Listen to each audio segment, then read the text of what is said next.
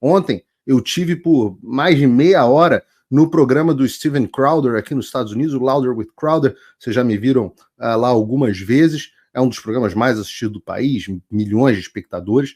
E eu fui lá explicar justamente o que estava acontecendo e às vezes não dá tempo de explicar tudo. Eu acho que eu consegui falar bastante coisa. Desde o último Paulo Figueiredo Show, nós tivemos, por exemplo, no domingo, né, a notícia sobre a suposta irritação da equipe do Moraes com os Estados Unidos e a Interpol a respeito do meu querido amigo Alan dos Santos, que acabou algumas horas atrás de se tornar papai mais uma vez. Então quero deixar aqui o meu abraço ao Alan dos Santos, pedir que Deus abençoe a ele e a família dele. E ele realmente é um vencedor, né? É um homem que está aqui cuidando da sua família, cuidando da sua vida, enfrentando as grandes dificuldades. O Alan tem uma filha que é uma gracinha, TT, excepcional. Não conseguia sustentar a própria família porque o Alexandre bloqueou todos os bens dele, teve inúmeros cancelamentos e está aí tendo a maior alegria, fazendo aquilo que realmente importa, que é sendo papai mais uma vez. Então, meus parabéns aí, Alan dos Santos e Carol, que a família de vocês continue crescendo cada vez mais e que nós tenhamos novas gerações, uma dinastia que irrite os ditadores que sempre vão aparecer no mundo.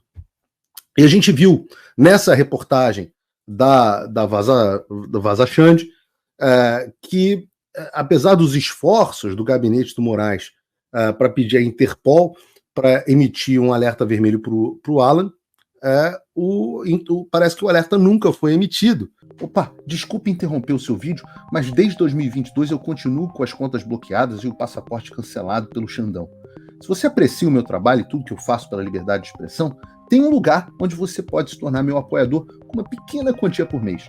Acesse www.paulofigueiredoshow.com e torne-se meu apoiador, e aí você vai receber conteúdos exclusivos e desconto nos meus cursos. Ou então você pode se tornar meu patrono Gold e passar a me pautar, tem reuniões comigo, você entra para o meu grupo de WhatsApp, que eu uso sempre. O link para tudo isso está aí na descrição.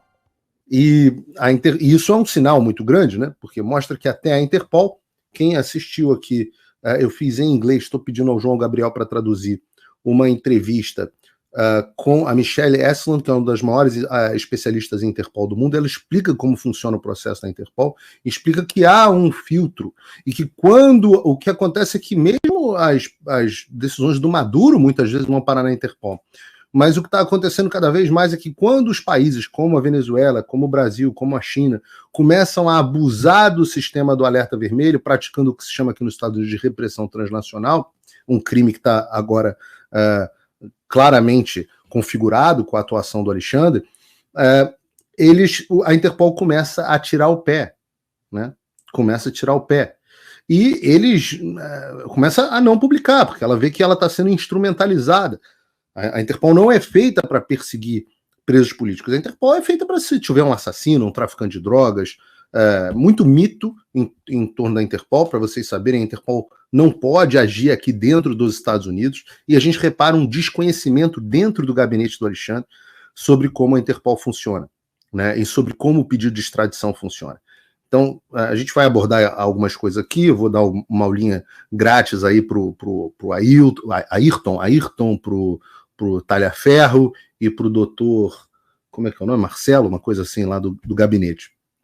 Tem um dos momentos que um deles fala assim: a questão do alerta vermelho é uma longa história, mas em resumo é o seguinte: o pedido do alerta vermelho já foi feito há mais de um ano, só que ele está em Lyon, que é a sede da Interpol, e o pessoal de lá até agora não atendeu, simplesmente se recusou a pôr, e de nada adiantaram os pedidos reiterados feitos pela Interpol aqui no Brasil. Quem disse foi o Ayrton Vieira, né, o braço direito do Alexandre de Moraes no STF, juiz, né, o desembargador, uma coisa assim. E, na verdade, havia essa dúvida de se o nome do Alan dos Santos estava ou não na lista da Interpol, porque a Interpol não publica os nomes. Então não é todo mundo que tem acesso ao alerta vermelho. O mais provável é que o nome do Alan tivesse no alerta vermelho, e os advogados dele, inclusive, estão trabalhando para ter as informações da Interpol e para retirar o nome dele caso esteja lá. Mas aparentemente o nome não está. o que mostra o quanto o mundo foi se conscientizando sobre o caráter político das decisões do Alexandre. Ele continua, o escritório central da Interpol em Lyon não coloca o nome dele no alerta vermelho, os Estados Unidos não responderam ao pedido de extradição que já foi feito com base na prisão preventiva dele decretada, e a situação é essa. Isso tudo porque estava acontecendo o evento em Washington e o Alan estava lá infernizando a vida dos caras, e eles desesperados porque não podiam fazer nada com o Alan. E a expectativa do Alexandre era que, e eles jogaram muitas notas na imprensa dizendo que era o governo Bolsonaro que não estava ajudando, etc, etc. E a expectativa era que quando entrasse o Lula, ele pudesse alterar esse cenário, mas ele não estava tendo progresso nenhum, né? Eles, numa das falas, eles dizem: eles têm o tempo deles, os interesses deles. Esse é o problema todo, essa é a questão, né? O Ayrton Vieira desabafando aqui, frustrado com a falta de ação das autoridades americanas, falando assim: se eles quiserem te mandar embora porque não gostaram dos seus olhos, eles inventam um pretexto qualquer e colocam você no primeiro avião de volta e deportam, extraditam, dão pé no traseiro, o nome que você quiser. Mas eles fazem o que eles bem entenderem com quem eles quiserem. Do contrário, não há governo no mundo que determine o que eles têm que fazer, afirmou Vieira. O que é absolutamente o desconhecimento completo da legislação americana. Em resumo, para você que está em casa, e eu já passei por isso, então gastei bastante dinheiro de advogado para aprender isso, existem duas formas deles te tirarem dos Estados Unidos. Uma é através da extradição e a outra é através da deportação. A deportação acontece muitas vezes quando eles colocam o seu nome na lista da Interpol, que o seu visto é automaticamente, quase que automaticamente cancelado. Isso acontecia muito antigamente. Por conta desses abusos do alerta vermelho, isso parou de acontecer. E, como o Alan foi muito inteligente, muito bem orientado, porque tem um amigo muito querido que já passou por isso, wink, ele entrou imediatamente com um pedido de asilo. E quando você entra com um pedido de asilo, você fica indeportável. Resta, então, a extradição. Restaria, então, a extradição. E eu expliquei muito isso na Jovem Pan, falei tudo que ia acontecer, debati muito com os esquerdistas e falei, vocês vão quebrar a cara. A extradição acontece de acordo com a cooperação internacional que o Brasil tem com os Estados Unidos, regida por um tratado de extradição. E há algumas condições nesse tratado de extradição. A primeira delas é que o crime esteja incluído lá na lista dos 20 e poucos crimes que constam no tratado. E não existe nenhum crime de opinião, o que leva ao segundo ponto, a segunda condição. Os Estados Unidos extraditam, sim, criminosos para o Brasil, desde que você tenha não só o ato seja criminoso nos dois países, né? Por exemplo, lavagem de dinheiro é crime nos Estados Unidos, é crime no Brasil, está coberto pelo acordo. Mas a conduta tem que ser considerada criminosa. Então não basta o governo brasileiro dizer lavagem de dinheiro. Tudo bem, as autoridades americanas vão verificar se o que o Alan fez, segundo a lei americana, ou seja, a conduta dele, teria sido considerado lavagem de dinheiro nos Estados Unidos.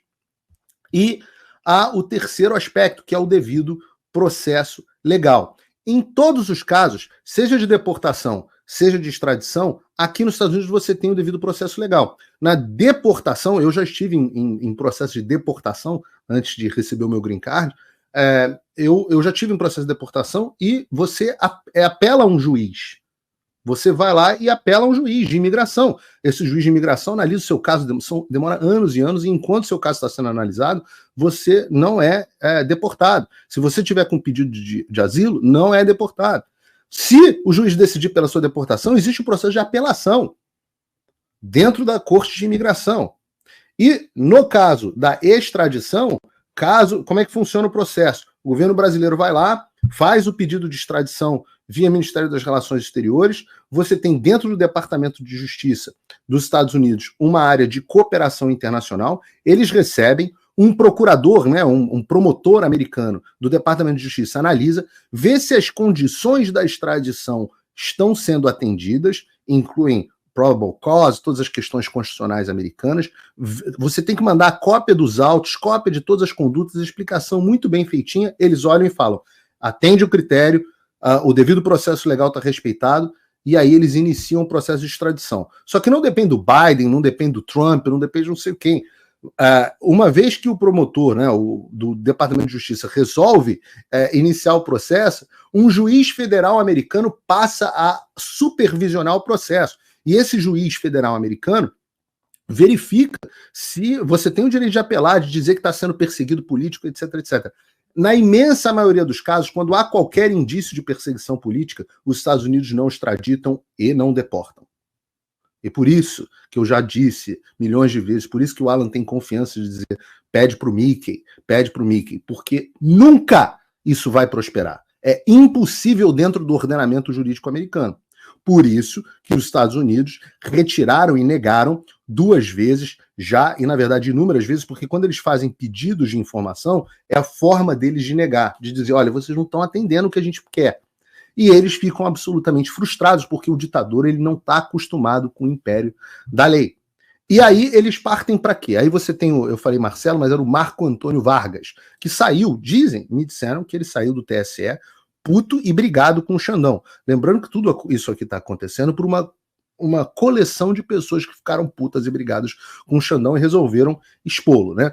Esse Marco Antônio Vargas é um desses que dizem que saiu puto do TSE com Alexandre, um juiz de São Paulo, considerado muito respeitado e tudo mais, mas ele, na época que estava lá dentro, profere a seguinte frase, e essa frase ela tem que ser impressa, né? Essa frase, para vocês terem a ciência, essa frase é a frase que garante inequivocamente para todo sempre qualquer pedido de asilo do Alan dos Santos, porque ele diz, abre aspas, dá vontade de mandar uns jagunços pegar esse cara na marra e colocar num avião brasileiro. E aí, continua, né? Alguém concorda ali, com certeza, o Ayrton diz. Por isso esse idiota do Alan dos Santos se sente livre para fazer o que faz. E é claro que você, quando enxerga os juízes que vão julgar o Alan, porque o Alan supostamente está dentro do inquérito das fake news e do inquérito das milícias digitais, e sei lá em quantos inquéritos que o Alexandre inventar na vida, e os assessores desse juiz chamam aqueles a quem eles deveriam julgar com imparcialidade, a quem eles deveriam julgar com imparcialidade, ele chama de idiota, ele diz que tem que mandar jagunço, e óbvio que a gente faz, né? A gente lembra daqueles diálogos de um ministro do STF dizendo que o outro tinha jagunço, a gente quer crer que é figura de linguagem, né?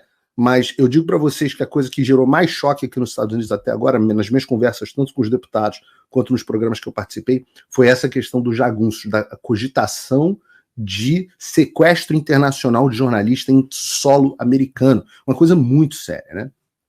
Então, a gente sabe o que está acontecendo, a gente está vendo os bastidores, e é claro que o Alan é uma figura polêmica, mas fica cada vez mais difícil para as pessoas, mesmo vendo o que está acontecendo com o Alan, justificarem esse tipo de abuso, porque é muito descarado. Os processos contra o Alan, graças a essas revelações, todos se tornaram completamente nulos. Não há nenhum jurista que possa discordar disso. Não há. Você me desculpa. Exceto o Arruinaldo Azevedo, ninguém pode discordar que esses processos se tornaram completamente nulos. Você não pode ter... Quem vai julgar agora o Alan? O Alexandre, cujos assessores chamavam ele de idiota, direcionando as investigações,